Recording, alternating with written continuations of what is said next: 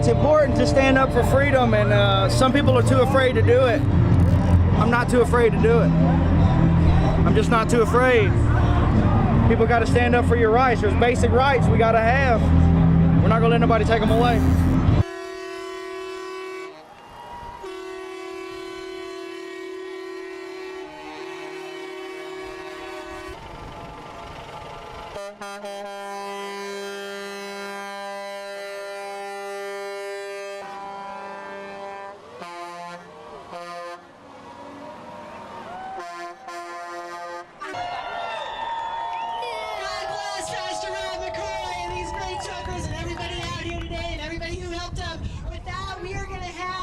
Amazing grace be sung.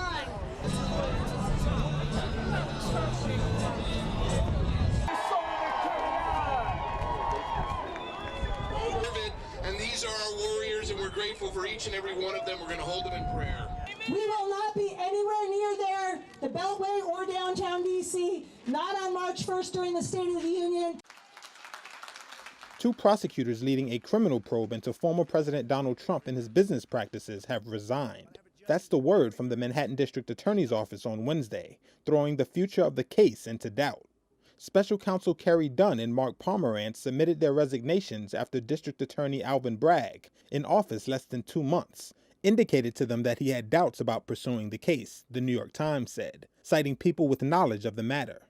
Ron Fischetti, a lawyer for Trump, said, quote, "In my mind, the case is over." But he cautioned that he had not received official notification of any criminal action against Trump ending.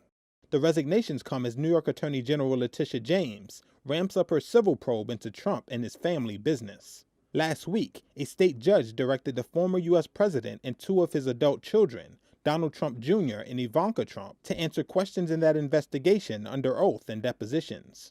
Both investigations focus on whether Trump misrepresented the value of his real estate properties. The former Republican president has previously denied wrongdoing and said the state and the probes were politically motivated. Donald Trump faces multiple criminal and civil investigations, including in Georgia, where a prosecutor won permission to convene a grand jury to look into the then president's efforts to overturn the 2020 election results in that state. Trump is also among those being investigated by a U.S. House of Representatives Select Committee looking into the January 6, 2021 attack on the U.S. Capitol. The People's Republic of Donbass asked Russia for help in this regard under Article 51, Part 7 of the Charter of the United Nations, with the approval of the Russian State Federal Council, and in accordance with the Friendship and Mutual Assistance Treaties with the Donetsk People's Republic and the Luhansk People's Republic, ratified by the Russian Parliament on February 22nd, I decided to conduct a special military operation. It aims to protect people who have been bullied and subjected to genocide by the Kiev regime for 8 years. For that, we will strive to demilitarization and denazification of Ukraine, and will bring to justice those who committed multiple bloody crimes against civilians, including Russian citizens. Ukraine declared a state of emergency on Wednesday and told its citizens in Russia to immediately come home, while Moscow began evacuating its Kiev embassy in the latest ominous signs for Ukrainians who fear an all-out Russian military onslaught. Shelling intensified in eastern Ukraine's Moscow-backed rebel regions, where Russian President Vladimir Putin has ordered the deployment of Russian forces as, quote, peacekeepers. They are ready. Pentagon spokesman John Kirby said that of the 190,000 Russian troops and rebel forces in the area, around 80% are in combat-ready positions. Russian forces continue to assemble closer to the border.